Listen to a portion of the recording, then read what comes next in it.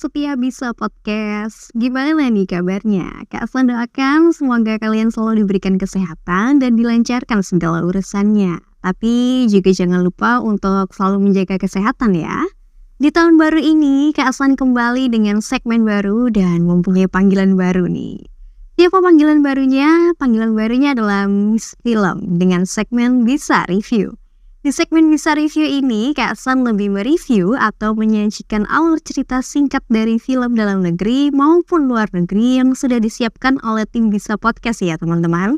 Segmen Bisa Review ini akan Kak San awali dengan membawakan alur cerita dari film yang menduduki peringkat pertama pada box office Indonesia tahun 2023 lalu. Film yang berdasarkan cerita viral karya Simple Man ini sukses menarik perhatian dengan jumlah penonton 4,8 juta. Pasti tidak asing ya mendengar nama Simple Man. Ya, Kak San akan mereview film Sewu Dino atau dalam bahasa Indonesia yang artinya 1000 hari. Tentunya di sini akan ada beberapa spoiler bagi teman-teman yang belum menonton film ini ya. Langsung saja tanpa berlama-lama, Kak San, aka Miss Film akan membawakan alur cerita film di Bisa Review kali ini.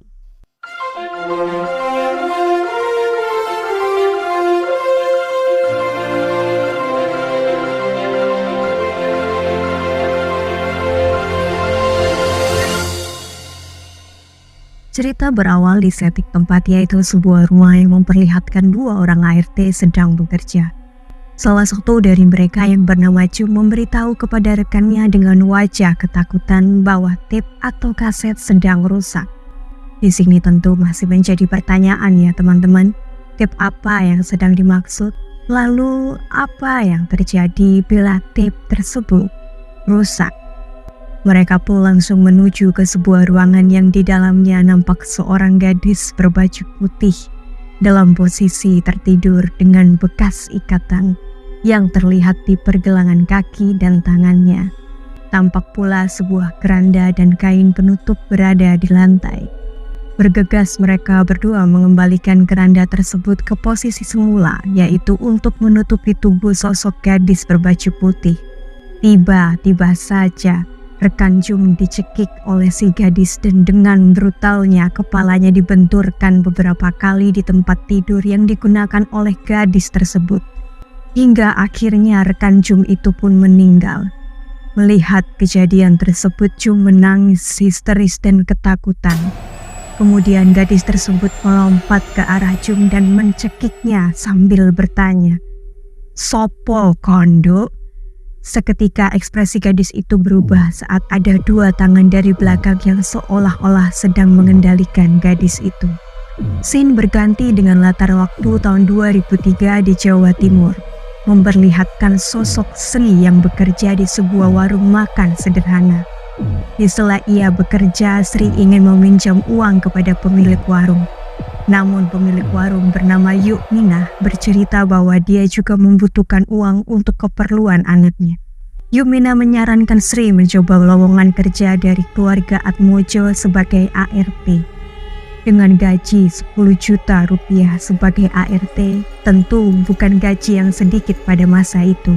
Tapi Sri merasa heran mengapa setiap hari keluarga Atmojo selalu mencari ART. Sri menuju ke alamat yang ada di selebaran dan ingin mencoba untuk melamar pekerjaan. Tak lama hujan turun. Sri memutuskan meninggalkan tempat itu dan tanpa sengaja dia ditabrak sebuah mobil. Salah seorang staf bernama Lydia membawa Sri masuk ke dalam rumah untuk diobati lukanya. Di tengah percakapan mereka, tiba-tiba pintu yang berada di belakang Lydia terbuka dan terdengar suara wanita yang memanggil Lydia. Lydia beranjak meninggalkan Sri. Sri melihat-lihat sekitar rumah.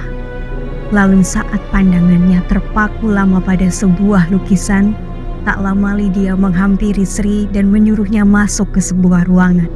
Di ruangan itu Sri terkejut saat disapa oleh seorang wanita tua yang ternyata ia adalah kepala keluarga Atmojo yang bernama Mbah Karsa. Mbah Karsa kemudian menanyakan nama, weton kelahiran dan apakah Sri sedang membutuhkan pekerjaan. Sri menjawab, Ia membutuhkan pekerjaan untuk biaya berobat ayahnya. Setelah memotong sedikit rambut Sri sebagai bukti kesediaannya untuk tidak mundur dalam pekerjaan ini, Mbah Karsa melakukan ritual lalu mengatakan, mulai sekarang nyawanya telah digadaikan.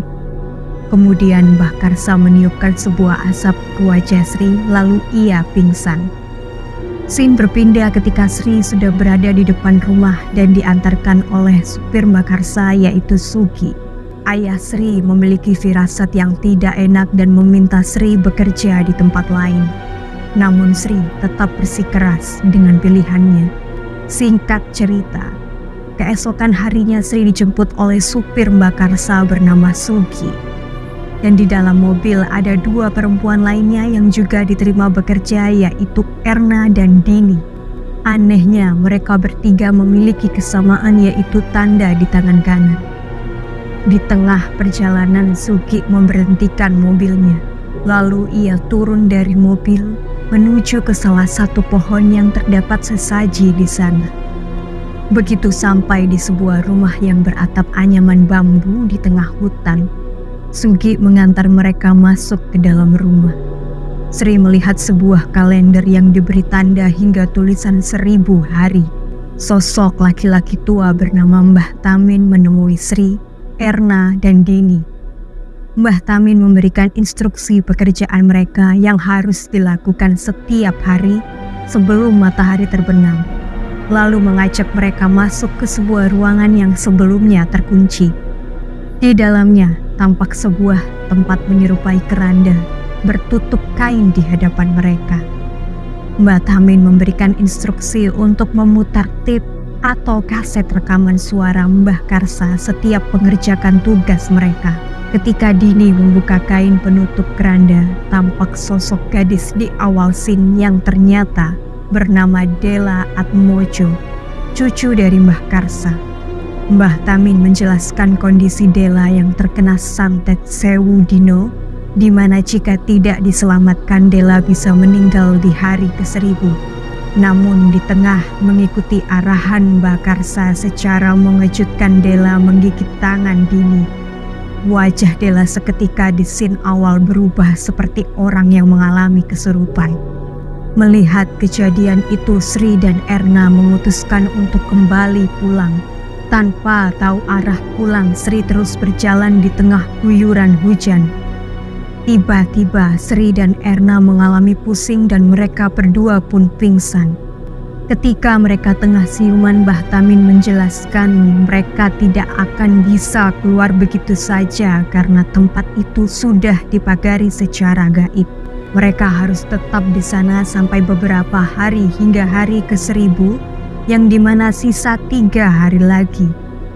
Scene berpindah keesokan harinya. Sebelum basuh sedo dimulai, Sri mendengar ada yang memanggil namanya dan meminta tolong secara lirih dari arah kamar Dela. Tapi anehnya, Dela masih dalam kondisi tidak sadar. Malam hari ke-998 Sri bermimpi. Dia tengah berada di sebuah ladang yang seperti kebun tebu.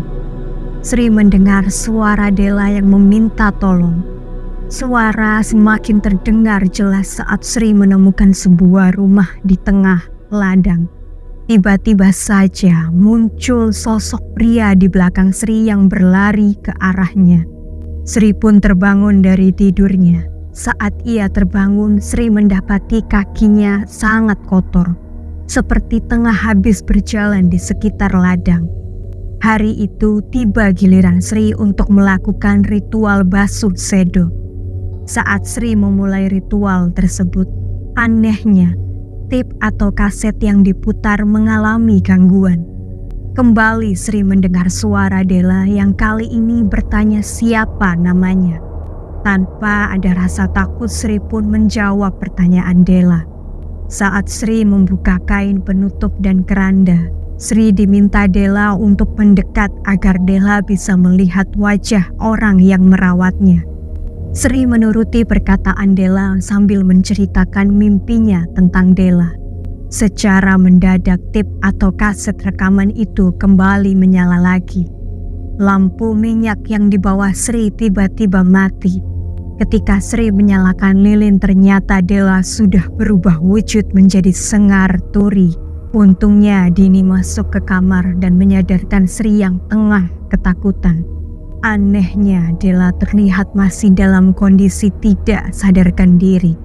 Malam hari ke-999 Sri kembali bermimpi. Dia kembali berada di kebun tebu seperti mimpi sebelumnya.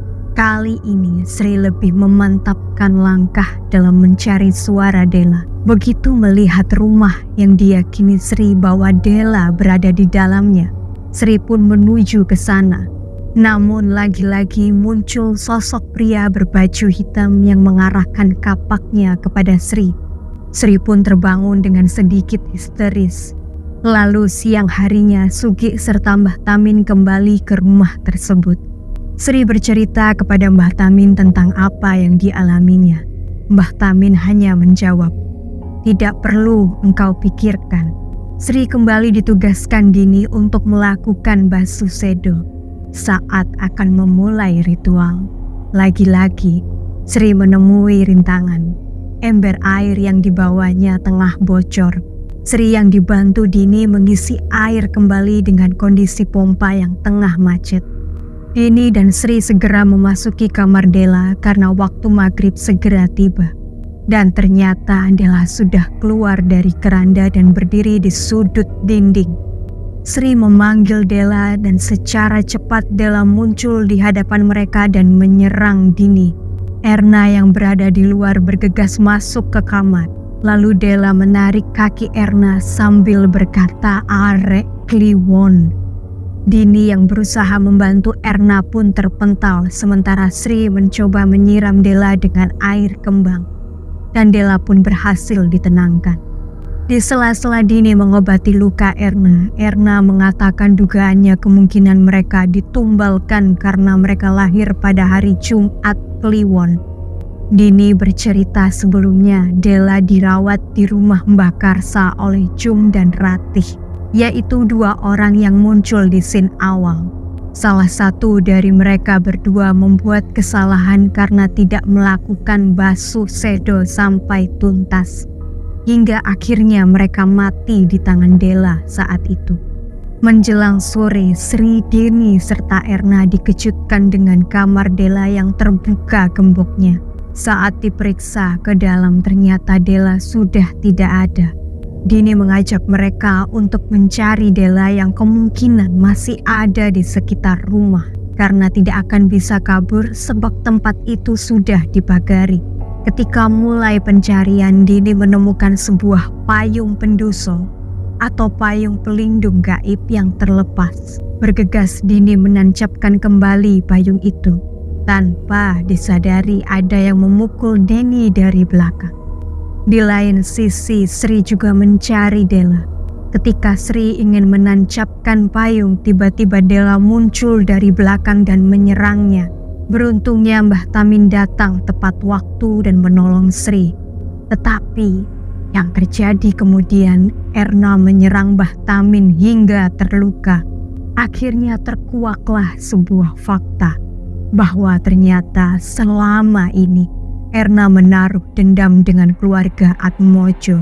Erna sengaja melepaskan Della, merusak payung pelindung gaib, serta menyerang Dini sampai melukai Mbah Tamin. Kini Sri harus menghadapi Erna yang berusaha menyakitinya. Beruntungnya Sri bisa melumpuhkan Erna, tetapi malah membuat Erna harus kehilangan nyawanya. Mayat Erna dibawa kembali ke rumah, yang di sana sudah ada Mbah Karsa bersama Sugi. Sri menangis dan merasa bersalah ingin meninggalkan tempat itu. Tetapi Dini, Mbah Tamin serta Mbah Karsa berusaha menahan dan menenangkannya. Mbah Karsa mengatakan bahwa Sri memiliki kekuatan yang bisa terkoneksi ke Sabdo Kuncoro, sosok yang mengirim santet itu kepada Della dan juga yang ditemui Sri di dalam mimpinya. Ternyata Sri memiliki kemampuan untuk memasuki dunia sukma untuk bertemu dengan Sabdo Kuncoro dan Sukma Dela yang tengah disekap. Hanya Sri lah yang bisa ke sana dan menyelamatkan Dela. Scene berpindah memperlihatkan tubuh Dela berada di dalam tanah yang digali oleh Sugi. Mbah Tamin meminta Sri untuk berbaring di samping tubuh Dela agar bisa terhubung kembali dengan dunia sukma. Sebelum menuju ke sana, Mbah Karsa memberikan sebuah keris kecil kepada Sri. Sri diberitahu perbedaan waktu antara dunia sukma dan dunia nyata. Ketika dunia sukma malam hari, di dunia nyata siang hari. Sri harus kembali sebelum matahari terbit karena jika hari sudah terang, waktu ke-1000 hari akan berakhir. Yang tandanya Dela sudah tidak bisa diselamatkan lagi. Sugi menyiramkan cairan berwarna merah darah kepada Sri. Sesaat kemudian Sri sudah berada di dunia sukma. Dan benar saja, saat berada di sana waktu sudah malam. Sri segera bergegas menuju tempat yang diyakininya Dela disandra sukmanya. Sementara di dunia nyata Dini kehabisan air untuk basuh sedo tubuh Dela. Tiba-tiba Dini diserang oleh Dela. Dela naik dari kubangan tanah dan menyerang Mbah Tamin. Sugi yang berusaha menenangkan Dela dilumpuhkan oleh Dela yang dikuasai oleh Sengar Turi. Begitu pula dengan Mbah Karsa yang diserang oleh Dela. Mbah Karsa berusaha mengendalikan Dela kembali ke Sri yang masih berada dalam dunia sukma. Ia akhirnya bertemu lagi dengan Sabdo Kuncoro. Sri membalas serangan Sabdo Kuncoro hingga ia tersungkur. Sri kemudian merebut kunci dan membuka pintu ruangan tersebut. Benar adanya, Dela sedang berada di tempat tidur dalam keadaan terikat.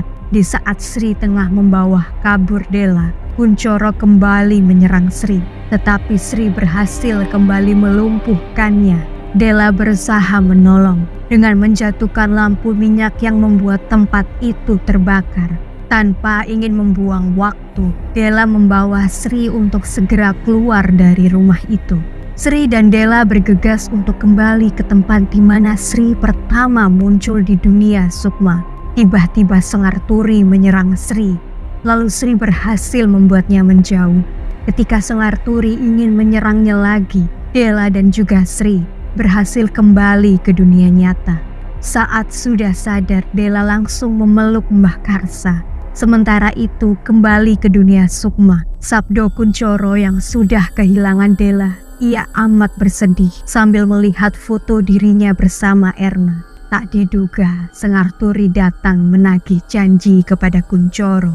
Scene kemudian beralih ke rumah Mbah Karsa di kota. Mbah Karsa memberikan bayaran kepada Sri, tetapi Sri menolak pemberian Mbah Karsa karena merasa Mbah Karsa memang ikut andil dalam kesalahan yang menyebabkan Dela terkena santet Sewu Dino dan juga Sabdo Kuncoro. Sri meninggalkan uang itu dan berpamitan. Sri pun diantar pulang oleh Sugi. Di perjalanan, Sugi menceritakan sebuah fakta yang menjelaskan asal muasal sebab terjadinya permusuhan antara Sabdo Kuncoro dan juga Mbah Karsa. Di mana dulunya Sugi adalah orang kepercayaan keluarga Kuncoro. Dia menceritakan bahwa keluarganya diancam bila Sugi tidak berpihak pada keluarga Atmojo. Dan semua keluarga Kuncoro mati karena santet Janur Ireng. Menjelang scene akhir diperlihatkan Sri menemukan seamplop berisi uang, namun ia tidak ingin mengambilnya. Lalu dia melihat tanda di tangan kanannya yang ternyata sudah menghilang. Baik teman-teman, itulah review alur cerita film Sewu Dino yang menyuguhkan ketegangan. But relax ya, reviewnya nggak berhenti sampai di sini. Selanjutnya mari kita discuss dari alur cerita film Sewu Dino barusan bersama dengan Mas Keker yang baru saja datang nih. Gimana Mas Keker kabarnya? Alhamdulillah kabar saya baik-baik saja Kak San. Kak San sungguh luar biasa hari ini. Saya tadi menyaksikan ketika Kak San itu membawakan review film ya. Betul. Saya melihat sisi yang lain. Waduh. Jadi selain Kak San ternyata juga bisa membawakan kemarin itu bisa mencekam apa bisa merinding. Bisa merinding. Bisa merinding juga dengan karakter suara yang berbeda. Dan kali ini Kak San pun kembali sebagai Miss Film ya, julukan yang luar biasa sekali, membawakan review film juga. Nah ini sungguh keren sih Kak San. Saya juga kapan-kapan tolong diajari ya Kak ya. Waduh, saya nggak bisa nih mengajari seorang master nih. Tapi ada yang ketinggalan nih Mas Keker. Saya juga pernah membacakan Bisa Curhat kan waktu itu. Oh iya, Bisa Curhat. Di Bisa Curhat itu saya juga perhatikan Kak San benar-benar seperti ini ya.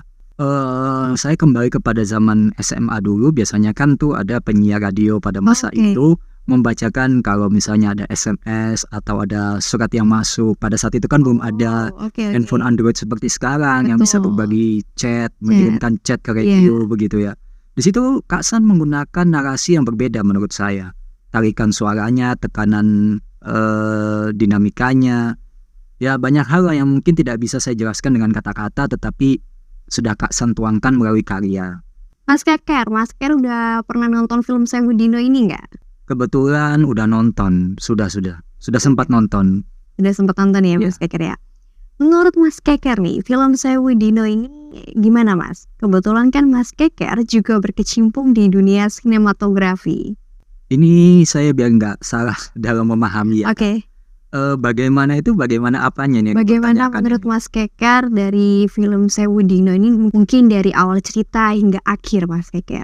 Oh, secara keseluruhan ya? Secara keseluruhan, betul. Baik, mungkin kalau dari segi alur ceritanya menurut saya ini ada plot hole. Plot hole itu ada memang plot yang tidak dijelaskan di awal. Ya kan, kalau kita tadi sudah menyaksikan Kak San membawakan review tentang Sewu Dino tadi mulai awal hingga akhir ya, menurut saya di situ kan diperkenalkan karakter Sri, bahkan sebelum Sri dihadirkan dalam suatu scene itu kan juga ada scene pembuka yang menjelaskan inilah gambaran konfliknya di film ini. Ya kan, tentang seorang gadis yang dikuasai atau yang terkena santet Sewu Dino namanya. Sewu Dino, kan? betul. Seperti itu. Dan juga kan memperkenalkan tentang keluarga Atmojo yang digambarkan seorang Bakarsa ya. Keturunan siapa tadi? Atmojo ya. Atmojo. Benar sekali. Nah, tetapi di sini tidak digambarkan detail tentang keturunan Kuncoro yang katanya di akhir cerita kalau kita simak ya kan, di situ baru terbuka ternyata keluarga Kuncoro ini dihabisi oleh keluarga Atmojo karena persaingan bisnis. Nah, di sini menurut saya ada plot hole di situ. Tapi memang di sini fungsinya adalah lebih menonjolkan sisi mistisnya, sisi misterinya, sisi kelam dari suatu persaingan bisnis. Jadi memang cocok lah mungkin ada plot hole ini, mungkin dengan tujuan sepertinya kan sutradara maupun produser juga punya rencana besar ke depannya akan membuat ya ini, kalau kita bilang sequel kan kelanjutan ya, mungkin akan bikin prequel dari Sewu Dino ini yang mungkin nanti dikaitkan dengan apa itu ilmu janur irang ya, seperti itu. Terima kasih Kak San. Kalau dari teknik pengambilan gambar nih Mas, yang disajikan menurut Mas Keker, apa memang sudahkah sesuai dengan porsi film horor pada umumnya?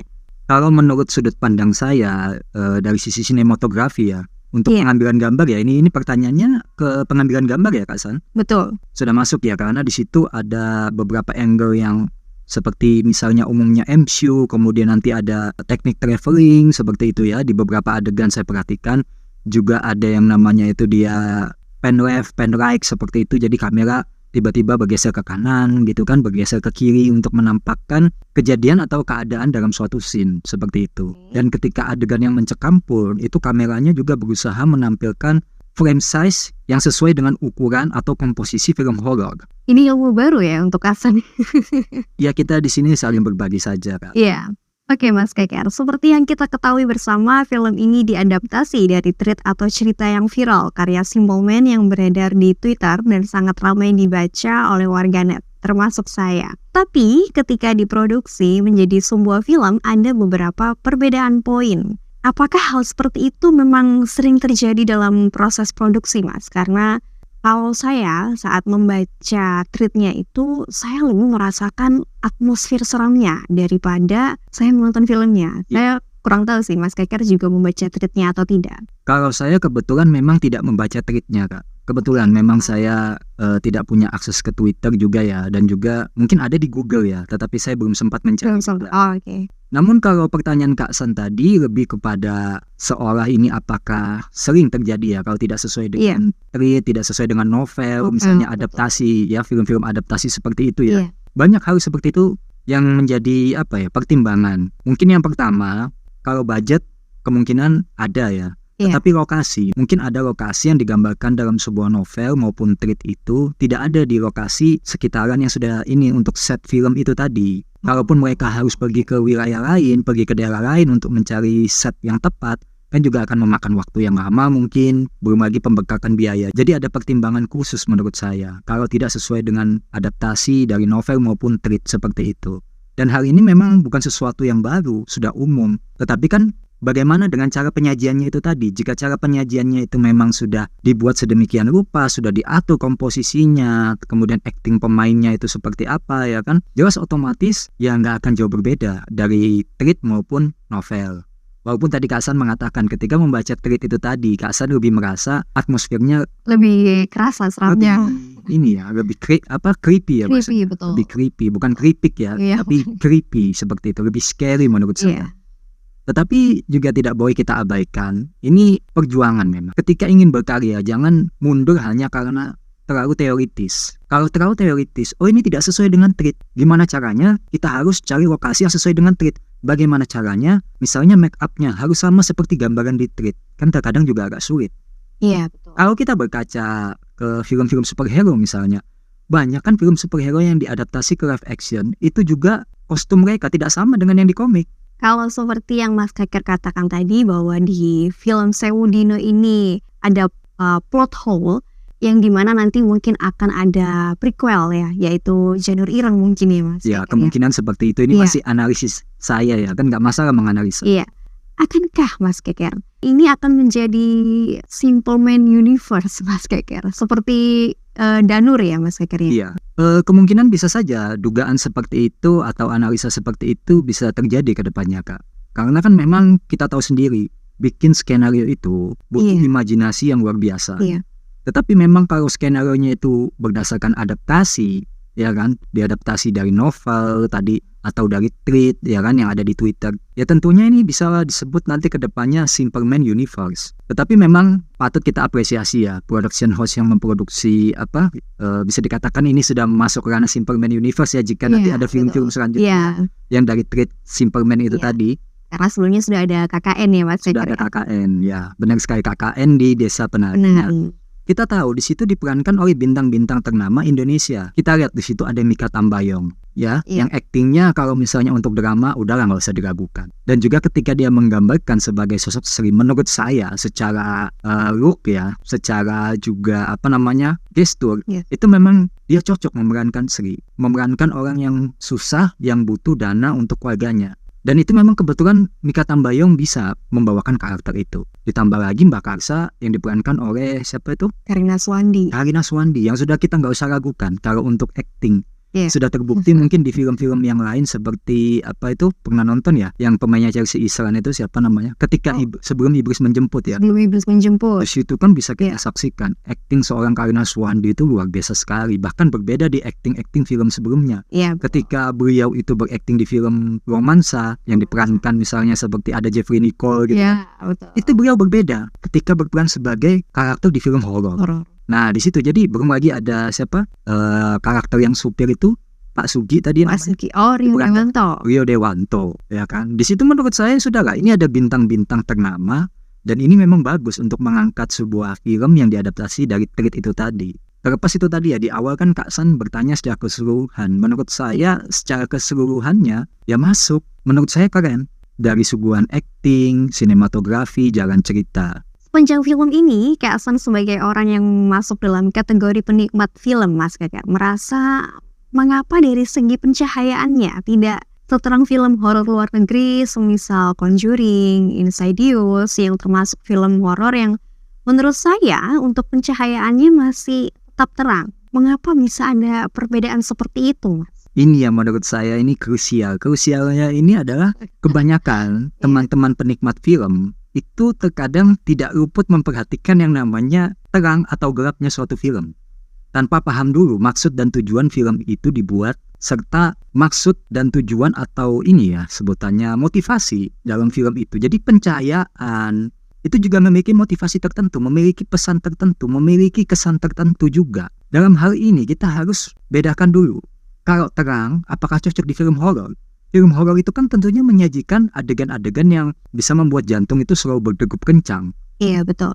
Kita tidak bicara jump scare ya Kak ya. Jump Iya. scare memang alunan musik atau mungkin sebuah nada yang membuat kaget seperti itu. Iya. Tapi terlepas itu, bagaimana adegan itu, adegan Sri panik, adegan pemeran lain itu ketakutan. Kalau misalnya cahayanya terlalu terang, ya kan, itu tidak akan terlalu dapat feel horornya. Nah, feel itu penting, rasa itu penting.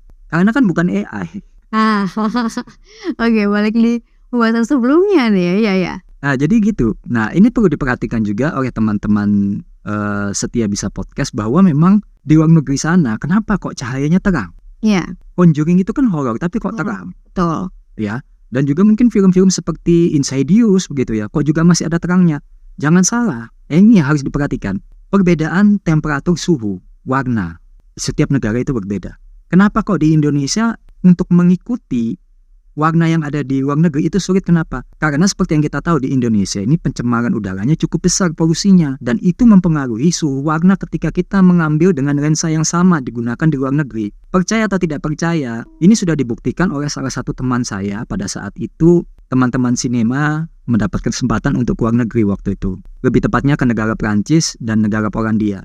Dan di situ mereka membawa gear itu ya peralatan ya, equipment segala macam, lensa yang sama, kamera yang sama. Ketika mereka menyeting segitiga exposure namanya, ya, triangle exposure, yang dimana di situ ada diafragma, shutter speed, sama ISO, setelan yang sama dengan yang ada di Indonesia, digunakan di luar negeri, itu menghasilkan gambar yang berbeda. Karena apa? Suhu warna, temperatur warna di sana sama di Indonesia itu berbeda. Nah, kalau kita mengikuti settingan di sana dibawa ke Indonesia, tetap beda hasilnya. Terkadang perbedaan kamera itu juga membawa dampak yang berbeda dengan yang di luar negeri. Misalnya luar negeri yang kita tahu kan pakai kamera merek apa itu, RED ya. Iya. Pernah dengar ya? RED seperti itu, bahkan kamera-kamera yang harganya lebih mahal. Nggak tahu ya production house di Indonesia apa sama kameranya seperti itu, atau mungkin hanya menyamai. Ditambah juga lighting. Lighting itu di sana juga berbeda suhu lightingnya dengan yang di Indonesia. Nah, ketika mereka misalnya menggunakan yang sama dengan yang di Indonesia, pasti kan on-the-gear-nya berbeda, spare part-nya berbeda. Kira-kira Kak San notice nggak? Notice itu apa ya? Saya takutnya keliru nih nyebut istilah, sok-sokan nyebut istilah keliru. Notice itu apa? Notice itu lebih ke kayak memperhatikan kayak detailnya. Berarti nggak keliru ya? Betul. Kak San dan teman-teman Setia Bisa Podcast ini notice apa enggak ya? Beberapa iklan di Indonesia, lebih tepatnya mungkin baru-baru ini, seperti saya itu nggak sengaja ngelihat Dono Kasino Indro yang waktu itu ada videonya di YouTube diisi dengan voice overnya Om Indro. Itu udah sempat lihat nggak Kak San? Oh iya, yang salah satu bank itu ya Mas? Iya benar sih. Iya, iya. Itu gelap apa terang? Saya bilang agak gelap, tapi bukan gelap ya Mas kayaknya. Iya. Saya bilang apa ya, kalau namanya itu sinematik ya Mas? Seperti itu lah sinematik. Jadi sinematik itu tidak harus terang. Kalau kita mau bilang sinematik, tergantung konteksnya apa. Kalau kelam, ya sudah kita bikin sesuatu yang agak gelap. Kasan juga pernah nggak nonton iklan salah satu ini yang diperankan oleh musisi terkenal Indonesia, bekerja sama dengan ini salah satu PT driver online lah di Indonesia. Pernah lihat ya? Iya, iya. Itu juga sama kan? Sama Mas Keker, iya. Tapi sinematik. Nah, seperti itu. Jadi unsur-unsur seperti itu memang banyak hal. Kenapa film itu terkesan agak gelap? Kenapa film itu terkesan terang? Tergantung konsepnya. Kalau konsepnya romansa, ya pasti dia cocoknya terang. Kalau dia konsepnya thriller, konsepnya horor, ya tentunya harus sedikit gelap. Dan disitulah menonjolkan sinematik. Sebetulnya ini kibratnya, ini bukan merupakan analisa bodong saya ya. Ini berdasarkan juga hasil penararan pemikiran dari teman-teman sinematografi pada masa itu ya, di kota saya ini. Mereka itu rootsnya ngambilnya dari Thailand. Thailand pada saat itu yang pertama kali menerapkan teknik seperti itu, pencahayaan seperti itu. Ya mungkin mereka mau membuat sisi vibes horornya itu lebih terasa lagi sih dengan nuansa gelap seperti itu. Tapi bukan berarti gelap nggak kelihatan kan? Iya betul. Tapi agak gelap. Agak nih. Ya memang seperti itu konsepnya. Jadi suka tidak suka, mau tidak mau, mengerti tidak mengerti. Ya memang para sinematografer membuatnya seperti itu. Dan itu diakui dunia gitu. Iya. Dan bukan diakui hanya di nasional aja. Iya, dan tidak mungkin menjelaskan ke satu persatu orang ya Mas Keker ya. Ya benar sekali. Kalau memang sebagai masuk kategori penikmat film, ya seperti itu responnya dan reaksinya. Aduh kok gelap ya. aduh kok begini ya gitu. Tapi kalau dia pecinta film, itu beda lagi menyikapinya. Oke. Oke Mas Keker, di beberapa scene juga terdapat yang biasa disebut dengan visual effect. Kalau dari pengamatan Mas Keker sendiri nih, seperti apa? Di film ini menurut saya visual effect-nya itu memang ada yang special effect juga ada. Iya. Kemudian visual effect juga ada. Nah, perbedaan special effect dan visual effect mungkin sudah sempat saya bahas di AI kemarin ya Kak. Oh oke, iya, betul. Nah, jadi di sini kalau kita perhatikan di pembukaan scene ya, di pembukaan film itu kan ada adegan Della matanya berubah tuh. Iya. Nah, itu visual effect menggunakan software komputer yang biasa ya, bisa pakai Adobe After Effects seperti itu ya, juga bisa pakai ya program visual effect lainnya ya. Oke. Tetapi memang kebanyakan di beberapa adegan itu menggunakan manual effect Kak. Seperti itu siapa? Sengarturi ya. Sengarturi. Itu kan badannya separuh awalnya. Betul. Nah, itu juga ada sentuhan pertamanya yang Sri mimpi bapaknya badannya separuh. Badannya separuh Itu kan ada sentuhan visual effect.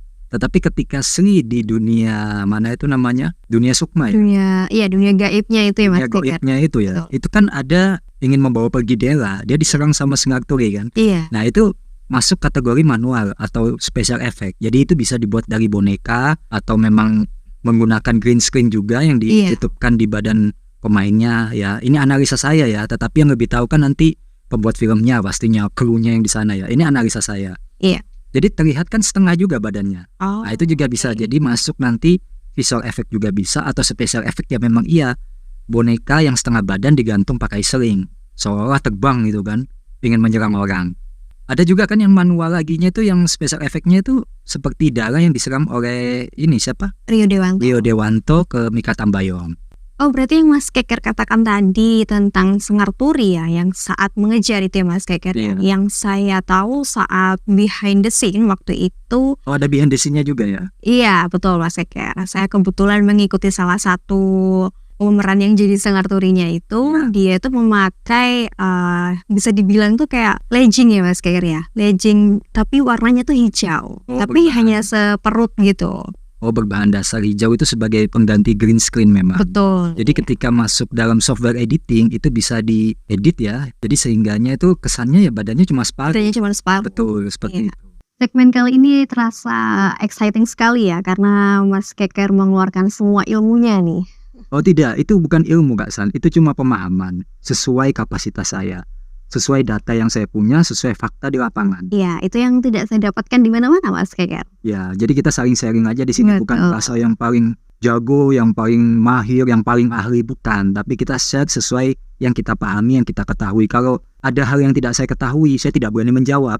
Iya. Seperti itu. Ya, San jadi lebih memahami lagi nih istilah-istilah dalam sinematografi yang tadi sempat Mas Keker katakan. Walaupun memang sebenarnya masih awam di telinga Kak San ya. Semoga hal ini juga bisa bermanfaat dan menambah wawasan bagi teman setia Bisa Podcast yang saat ini sedang menyaksikan. Baik, terima kasih Mas Keker. Sama-sama Sudah Kak San. memberikan pemahaman tentang dunia sinematografi. Harapannya segmen baru Bisa Review ini nantinya akan terus berkembang ya Mas Keker. Amin. Semoga seperti itu dan nanti bisa memberikan manfaat edukasi, bahkan juga mungkin hiburan ya kepada teman-teman setia Bisa Podcast ke depan. Betul, biar tidak bosan dengan Bisa Opini saja ya Mas Keker ya. Ya benar, mungkin kan juga nanti sembari menunggu jadwal dengan para narasumber, mungkin bisa diisi dengan Bisa Review, selain Bisa Opini tadi ya, Bisa Merinding seperti itu. Jadi biar berwarna lah Bisa Podcast ini, harapannya kan begitu. Baik, tidak terasa kita sudah ada di penghujung waktu segmen. Saya Kak San mewakili seluruh tim Bisa Podcast mengucapkan terima kasih banyak kepada teman-teman setia Bisa Podcast yang selalu mensupport channel Bisa Podcast ini dari awal berdirinya hingga saat ini. Dan terima kasih yang telah bersedia menyaksikan konten ini dari awal hingga akhir. Kami mohon undur diri dulu, sampai jumpa di segmen Bisa Podcast selanjutnya. Bye-bye!